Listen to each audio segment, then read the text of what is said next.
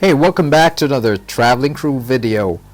Today I'm going to unbox the MacBook Air M2, the latest MacBook Air, the latest and the greatest, in the Starlight color.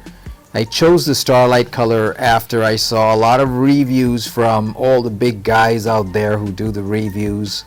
So midnight blue was not an option because of the fingerprint issue. And I already have another MacBook Air with the other colors, the space gray, so Starlight was a good choice. And this is the MacBook Air M2, the latest one. Okay, enjoy the unboxing video. I'll see you in the next video. Thank you. Bye bye. Subscribe if you haven't already.